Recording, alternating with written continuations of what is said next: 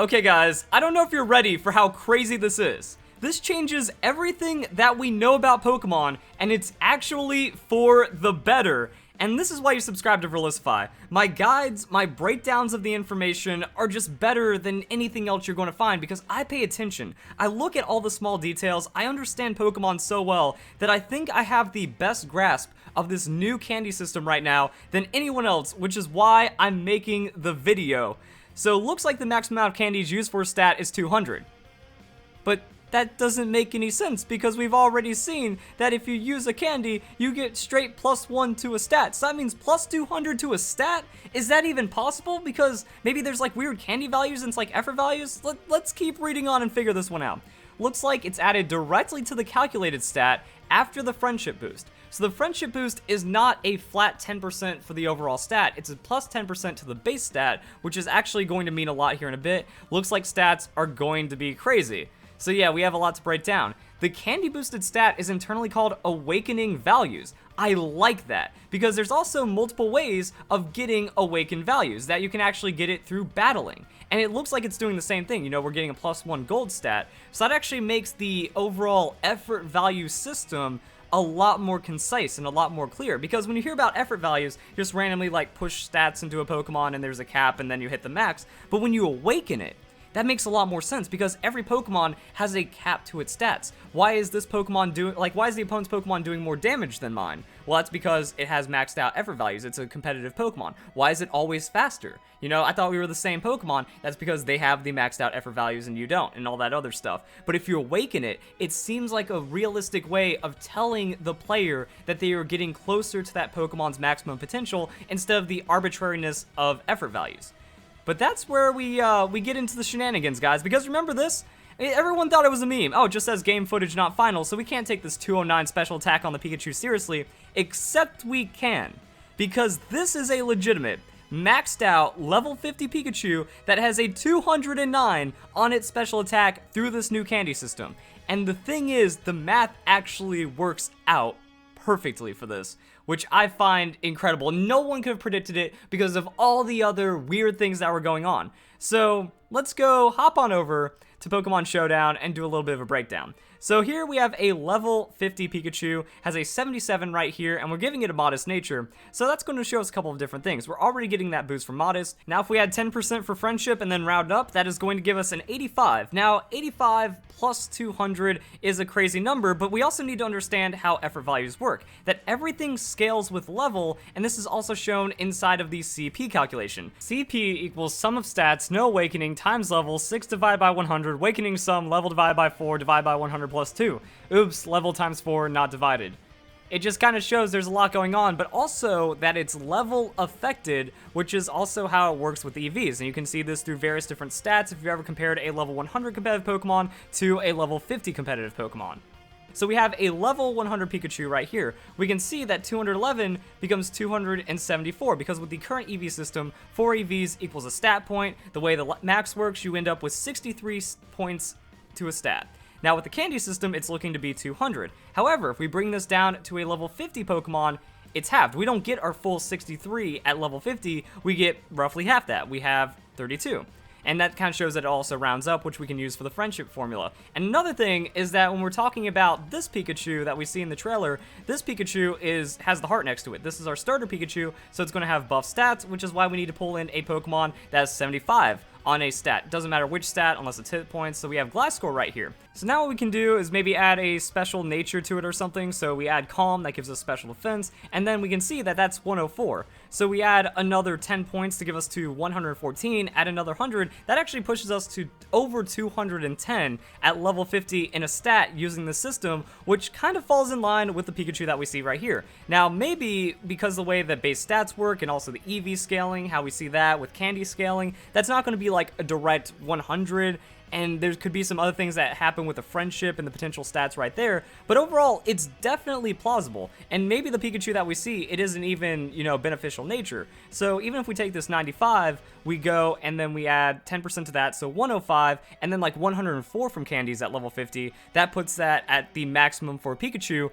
and that definitely seems plausible, because the weird thing about stats is that they're not directly 50-50. Whoops, that's minus, there we go, we need plus special defense. So 139 at level 50, but if we have these same maxed out Pokemon, it's 273. It's not directly half, or it's not directly doubled, going from 50 to level 100 and vice versa. So that's what I mean, we can see these weird things where we might be on the upper end, slightly more at level 50, and that's going to change things around, but as it breaks down, that Pikachu is completely possible. This also explains the impossible Charizard that we see right here, because it has a 320 hit points at level 75. So this is also kind of showing like, hey, you need to candy up your Pokemon if you want to have a chance against those Master Trainers. So it's not just like this weird Pikachu game footage not final. We're seeing this kind of slip in everywhere, just kind of showing the variance of training that you can find in Pokemon, which I think is really neat.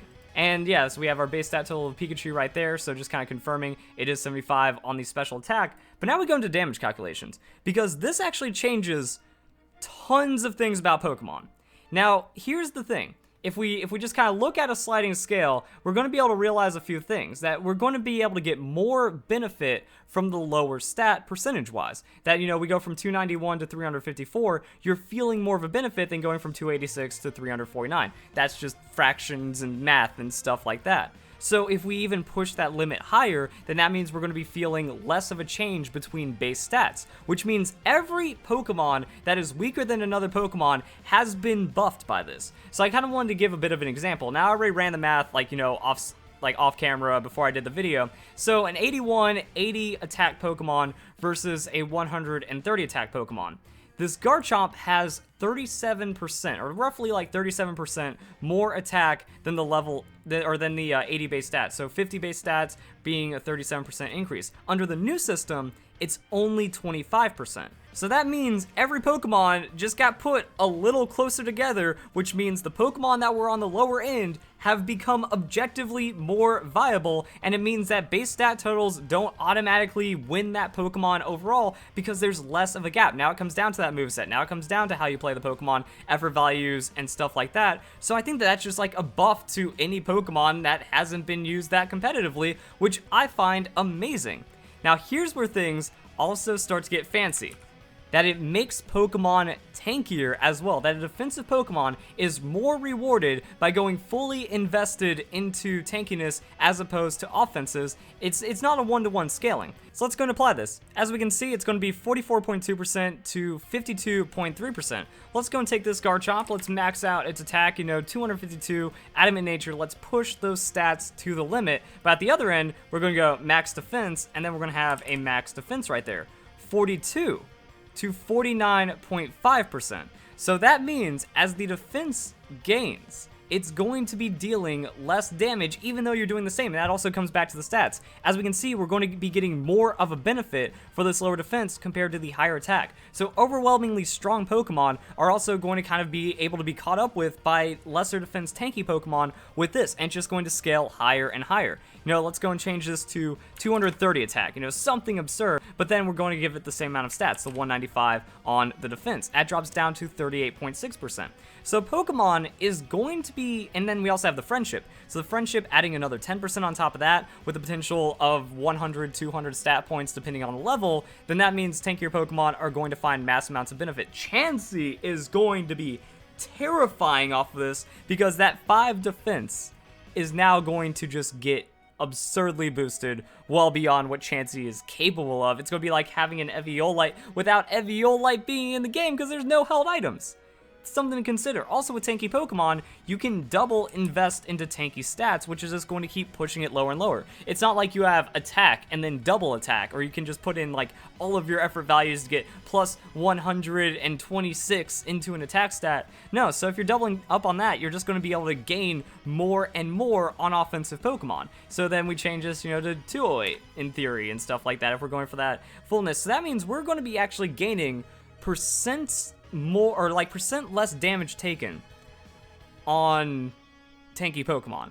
And I think that's another thing that I don't think people are going to be really breaking down and paying attention to, because this changes everything about how Pokemon stats are calculated. It makes lesser Pokemon more viable. It makes tanky Pokemon just a slight bit more tankier.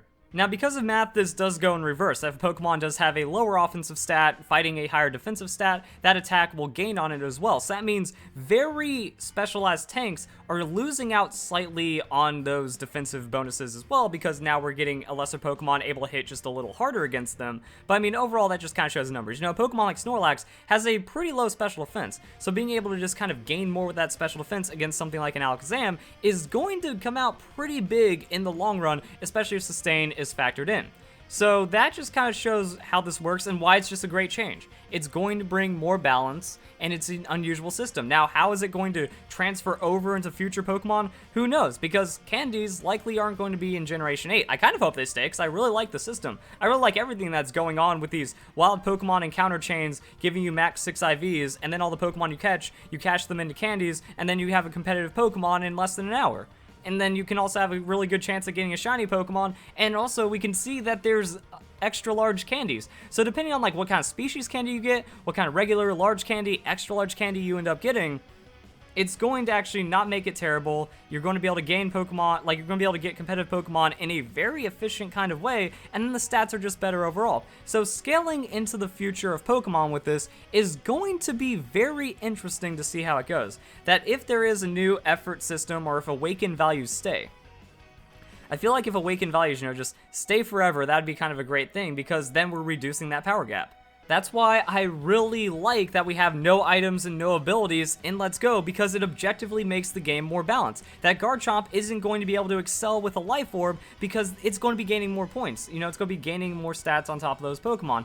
Let's just kind of take a random 80 attack Pokemon compared to a 130 attack Pokemon, just no investment on base. As we can see right here, that Pokemon, just off of base stats, is going to have 51 points more. Well, that means Life Orb with that plus 30% is going to be 15 more points given from that Life Orb. So Garchomp, an already powerful Pokemon, or any high stat Pokemon getting some kind of stat buff, just leaves. It just gets a little further away. So it gets stronger, which pushes that other Pokemon down more. This does the opposite thing. It brings the stronger Pokemon more in line with the weaker Pokemon. And then if we add other abilities, you know, we have like Sheer Force and Tough Claws, just kind of bonusing damage on top of that, Pokemon are going in the opposite, you know, they're repelling each other when it comes to viability instead of attracting each other when it comes to usability. And that's what we see right here. So, amazing stuff.